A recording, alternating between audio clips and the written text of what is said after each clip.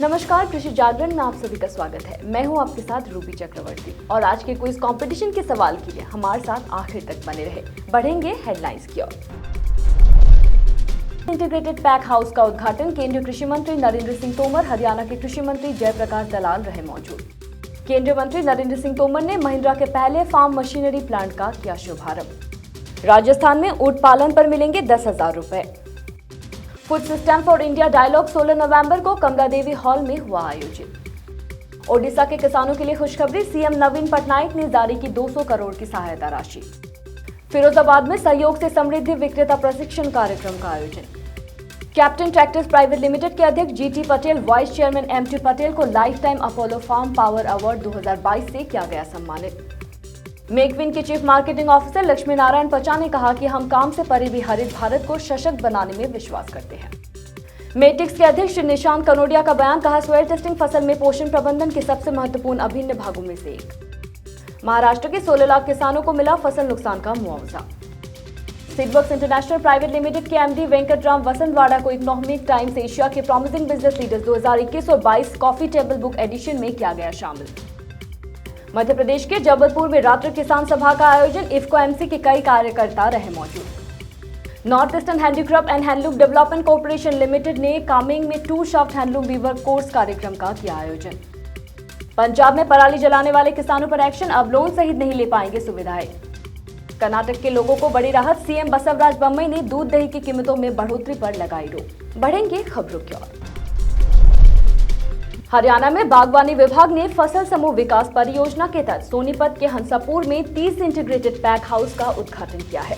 इस कार्यक्रम में मुख्य अतिथि के रूप में केंद्रीय कृषि एवं किसान कल्याण मंत्री नरेंद्र सिंह तोमर मौजूद रहे। साथ ही हरियाणा के कृषि एवं किसान कल्याण मंत्री जयप्रकाश दलाल मौजूद रहे।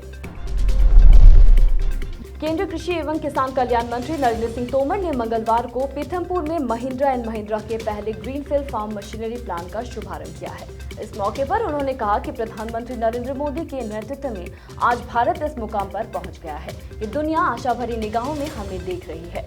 तोमर ने कहा कि देश को पुनर्विकसित बनाने के लिए हमें टेक्नोलॉजी से पूरी तरह सुसज्जित होना पड़ेगा। केंद्रीय मंत्री ने आगे कहा कि आज हर जगह लोग दिखाते हैं कि ये मेक इन इंडिया है, हम भारतीय हैं और ये हमारे लिए और भी गर्व की बात है। ये बात हमारे प्रधानमंत्री के काम करने की स्पिरिट को भी दर्शाती है।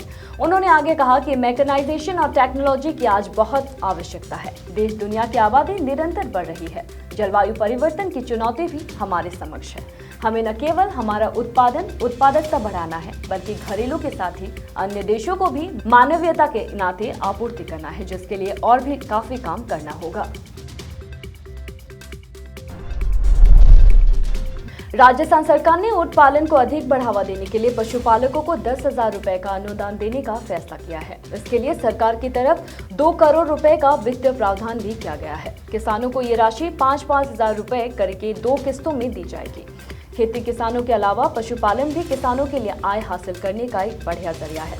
फिलहाल भारत में गाय, भैंस, भेड़, बकरी पालन का चलन ज्यादा है। हालांकि कुछ राज्य ऐसे हैं जहां ऊंट पालन बड़े पैमाने पर होता है। वही ऊँटनी का दूध भी सेहत के लिए बेहद फायदेमंद माना जाता है। गुजरात और राजस्थान उन्हीं राज्यों में शामिल है। राजस्थान सरकार ने अब ऊंट पालन को लेकर एक बड़ा फैसला लिया है। राजस्थान सरकार ने ऊंट पालन को अधिक बढ़ावा देने के लिए उन्हें बचाने के लिए 10,000 रुपए का अनुदान देने का फैसला किया है। इसके लिए सरकार ने 2 करोड़ रुपए का वित्तीय प्रावधान किया गया है। इस योजना के तहत पशुपालकों की तरफ से मादा ऊंट और बच्चे को टैग लगाकर पहचान पत्र जारी किया जाएगा। पशु चिकित्सक को हर पहचान पत्र के लिए 50 रुपए का मानदेय दिया जाएगा। पहचान पत्र जारी करने के बाद ऊंट पालक को भी 5,000 रुपए की पहली किस्त दी जाएगी। वही ऊंट के बच्चे की उम्र 1 साल होने पर भी पशुपालक को दूसरी किस्त के 5,000 रुपए दिए जाएंगे। कुल मिलाकर ऊंट पालक को 10,000 रुपए मिलेंगे। 16 नवंबर को भारत कृषक समाज और सॉक्रेटिस फाउंडेशन द्वारा बुलाई गई food system for India dialogue Kamala Devi hall India international centre में आयोजित की गई। फूड सिस्टम डायलॉग को डॉक्टर डेविड नाबोरो द्वारा क्यूरेट और मॉडरेट किया गया है। अधिवेशन में नीति आयोग के सदस्य doctor Ramesh Chandra, Shri T Nand Kumar IAS, Bharat सरकार के सेवानिवृत्त सचिव ने संबोधित किया। इस कार्यक्रम में 200 से अधिक प्रतिभागियों ने हिस्सा लिया। ओडिशा के किसानों के लिए खुशखबरी है। मुख्यमंत्री नवीन पटनायक ने राज्य के सूखा प्रभावित क्षेत्र के लिए 200 करोड़ रुपए की सहायता राशि की घोषणा की है। खास बात यह है कि नवीन पटनायक ने पदमपुर उपचुनाव से पहले ये घोषणा की थी। वही राज्य सरकार द्वारा सहायता राशि के ऐलान करने के बाद भी किसान खुश नहीं है। किसानों का कहना है कि सरकार को आर्थिक मदद के अलावा भी दूसरे तरीके से सहायता करनी चाहिए।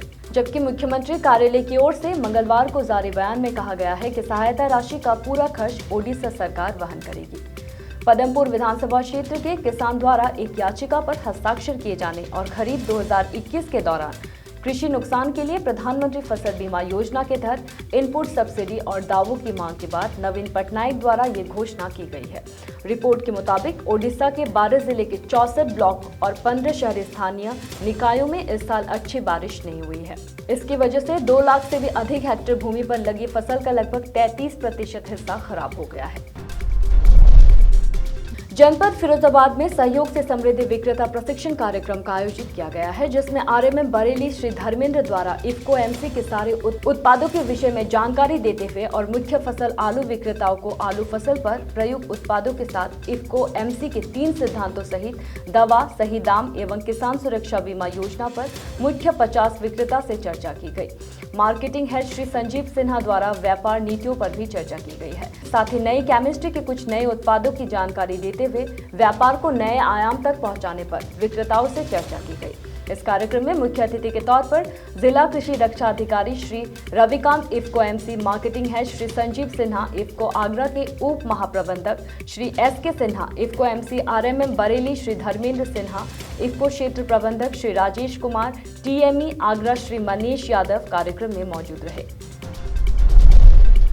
कैप्टन ट्रैक्टर्स प्राइवेट लिमिटेड के अध्यक्ष श्री जीटी पटेल और vice chairman Shri MT Patel को Apollo farm power award 2022 life time achievement award से सम्मानित किया गया है। 1998 से अब तक मेहनत करते आए हैं और न ही भविष्य में रुकेंगे। अध्यक्ष श्री जीटी पटेल और उपाध्यक्ष श्री एमटी पटेल ने किसानों के लिए बहुत प्रयास किए हैं। मैक्विन के chief marketing officer Lakshmi Narayan Pacha ने कहा कि हम काम से परे भी हरित भारत को सशक्त बनाने में विश्वास करते हैं। इस विचारधारा को बढ़ावा देने और इसमें योगदान देने के लिए मैक्विन उनकी CSR पहल के एक हिस्से के रूप में #स्कायोसीरी प्राइवेट लिमिटेड और येलागावड़ी गांव बेंगलुरु के किसानों के साथ उनकी जैविक खेती पहल के प्रायोजित करने के लिए जुड़ा हुआ है। मेटिक्स के अध्यक्ष निशांत कनोडिया ने कहा कि सॉयल टेस्टिंग फसल में सॉयल पोषण प्रबंधन के सबसे महत्वपूर्ण और अभिन्न भागों में से एक है, जो हमें मिट्टी में मौजूद विभिन्न पोषक तत्वों के बारे में बताता है और पोषक तत्वों के संतुलित उपयोग से किसानों को फसल उगाने में मदद मिलती है। और बता दें कि मेटिक्स मोबाइल सॉयल टेस्टिंग वैन पोषक तत्वों के संतुलन उपयोग को बढ़ावा देने के लिए देश के किसानों को समर्पित है। बेमौसम बारिश से बुरी तरह प्रभावित महाराष्ट्र के किसानों के लिए राहत भरी खबर है। राज्य के कृषि मंत्री अब्दुल सत्तार ने कहा कि प्रधानमंत्री फसल बीमा योजना के तहत बीमा कंपनियों ने 16,46,746 किसानों को 6,255 करोड़ रुपए का मुआवजा दिया है। हालांकि शेष नुकसान प्रभावित किसानों को 1,644 रुपए करोड़ की राशि तत्काल जमा की जाएगी। सरकार का दावा है कि फसल बीमा का भुगतान करने वाली कोई भी किसान इस लाभ से वंचित नहीं रहेगा। कृषि मंत्री ने बीमा कंपनियों के अधिकारियों से खरीफ 2022 सीजन के लिए किसानों से बीमा कंपनियों को प्राप्त सूचनाओं, पुनर्अधिसूचनाओं की संख्या, लंबित अधिसूचनाओं की संख्या और निर्धारित मुआवजे के संबंध में जानकारी ली है। Seedworks international private limited MD और CEO doctor Venkatram Vasantavara PhD the Economics Times Asia के प्रॉमिसिंग बिजनेस लीडर्स 2021 और 22 कॉफी टेबल बुक एडिशन में शामिल किया गया है। सीडवर्क्स इंटरनेशनल प्राइवेट लिमिटेड का लोगों का कहना है कि ये सभी के लिए गर्व की बात है। इस प्रतिष्ठित सम्मान का गवाह बनने के लिए उन्हें मौका मिला। हम इससे अधिक सहमत नहीं हो सकते हैं कि ये विशेषता उनके गतिशील नेतृत्व, सहानुभूतिपूर्ण दृष्टिकोण और दूरदर्शी दृष्टि के लिए एक सही उपलब्धि है। मध्य प्रदेश के जबलपुर में रात्रि किसान सभा का आयोजन किया गया है। इस कार्यक्रम में SAMO इफ्को एमसी जबलपुर के रोशन शर्मा, प्रशांत ठाकरे FA, इफ्को एमसी छिंदवाड़ा और 35 से अधिक किसानों ने भाग लिया। कार्यक्रम में मुख्य फसल मटर, मुख्य उत्पाद हेमित्सु, ससो, किनकी, इरुका, हिमावरी, इगाओ, तेओ प्लस, किसान सुरक्षा बीमा योजना एवं इफ्को एमसी के उत्पादों को लेकर जानकारी दी गई। North eastern handicraft and handloom development corporation limited ने अरुणाचल प्रदेश के पश्चिम कामेंग जिले के दिरांग में 2 शाफ्ट हथकरघा बुनकर पाठ्यक्रम के लिए राष्ट्रीय SC/ST hub, ministry of MSME मंत्रालय, भारत सरकार से वित्त पोषण सहायता के साथ एक प्रशिक्षण सत्र का आयोजन किया है। पंजाब के भगवंत मान ने सरकार पराली को लेकर एक्शन मोड में आ गई है। सरकार के निर्देश के बाद स्थानीय प्रशासन खेती में पराली जलाने वाले किसानों के खिलाफ रेवेन्यू रिकॉर्ड्स में रेड एंट्री कर रहा है। साथ ही आर्थिक जुर्माना भी लगाया जा रहा है। पंजाब के रेवेन्यू डिपार्टमेंट के पास अभी तक 4342 किसानों का भूमि रिकॉर्ड आ गया है, जिसमें रेड एंट्री की गई है और ये सभी किसान धान के खेतों में पराली जलाते हुए पकड़े गए थे। कृषि विभाग के अनुसार राज्य में 57% धान की कटाई हो चुकी है और 80% से अधिक क्षेत्र में गेहूं की बुआई की जा चुकी है। राज्य सरकार के निर्णय के अनुसार जिन किसानों के खिलाफ रेवेन्यू रिकॉर्ड्स में रेड एंट्री हो चुकी है, अब वे किसान उस भूमि पर लोन नहीं ले सकते हैं। साथ ही उसे गिरवी नहीं रखने के साथ साथ बेच भी नहीं सकते हैं। वही पराली न जलाने के सरकारी आदेशों का उल्लंघन करने पर 6180 किसानों पर पर्यावरण मुआवजा दंड लगाया गया है। वही रिपोर्ट के मुताबिक 14 नवंबर तक किसानों पर कुल 1.58 करोड़ रुपए का जुर्माना लगाया गया है, लेकिन अभी तक इसमें से केवल 12,500 रुपए ही किसानों से वसूले गए हैं। मुख्यमंत्री बसवराज बोम्मई ने दूध और दही की कीमतों में बढ़ोतरी के आदेश पर रोक लगा दी है। मुख्यमंत्री बोम्मई ने कहा कि कीमतों में बढ़ोतरी पर फैसला लेने के लिए 20 नवंबर को बैठक होगी। इस बैठक में सभी हितधारकों के साथ कर्नाटक दुग्ध संघ के वरिष्ठ अधिकारी और राज्य की दुग्ध सहकारी समितियों के अध्यक्ष शामिल होंगे। वहीं कर्नाटक महासंघ का कहना है कि दूध और दही की कीमतों में बढ़ोतरी से राज्य के डेयरी किसानों को मदद मिलेगी, जो बाढ़ और मवेशियों में गांठदार त्वचा रोग सहित विभिन्न समस्याओं से जूझ रहे हैं। वही मुख्यमंत्री के कार्यालय से जारी एक बयान में कहा गया है कि राज्य को दूध और दही जैसे डेयरी उत्पादों की कीमतों में वृद्धि को रोकने के लिए कहा गया है। पहले ये आदेश 15 नवंबर से प्रदेश में लागू होना था, लेकिन इसके ऊपर अब बैठक के बाद फैसला लिया जाएगा। प्राकृतिक आपदाओं से फसलों को होने वाले नुकसान की क्षतिपूर्ति करने के उद्देश्य से रिलायंस GEN.in के द्वारा बीमा रथ का प्रयोग कर किसान भाई बहनों को महाराष्ट्र के रत्नागिरी जिले में #RWBCIS से संबोधित जानकारियां प्रदान की जा रही है। इंडियन सोशल रिस्पॉन्सिबिलिटी नेटवर्क ने कहा कि हमें ये बताते हुए खुशी हो रही है कि हमने अपनी FPO पहल के तहत धनपुर प्रयागराज उत्तर प्रदेश में Khadra fat farmer producer company limited का कार्यालय स्थापित किया है। 200 से भी अधिक किसान और गणमान्य व्यक्ति इस कार्यक्रम में मौजूद रहे। देश भर में मौसम का मिजाज तेजी से बदल रहा है। इसी के साथ ही उत्तर भारत में तापमान भी लगातार गिरता जा रहा है, जिससे कई राज्यों में ठिठुरन बढ़ रही है। वही अगर राष्ट्रीय राजधानी दिल्ली की बात करें तो दिल्ली में वैसे तो तापमान में कमी दर्ज की जा रही है, लेकिन ये ठंड अभी सुबह और शाम के वक्त महसूस होती है। दिल्ली में सुबह और शाम के समय हल्की ठंड लोगों को महसूस हो रही है।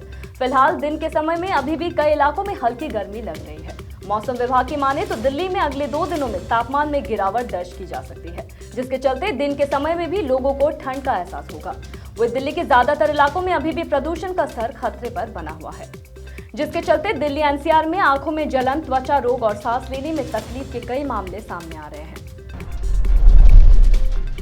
और आज FTP ऑर्गेनिक के क्विज कंपटीशन में आपके लिए सवाल है कि निम्न में से किस में विटामिन C मात्रा सर्वाधिक है। और आपके ऑप्शंस हैं नंबर 1 अमरूद, नंबर 2 नींबू, नंबर 3 मौसम्बी, नंबर 4 आंवला। तो देर किस बात की है, फटाफट से हमें इसका जवाब कमेंट करके जरूर बताएं। जीते FTP ऑर्गेनिक के डिस्काउंट कूपन्स और ढेरों इनाम। फिलहाल कृषि जागरण में मेरे साथ इतना ही। खबरों का सिलसिला जारी रहेगा, देखते रहिए कृषि जागरण। धन्यवाद।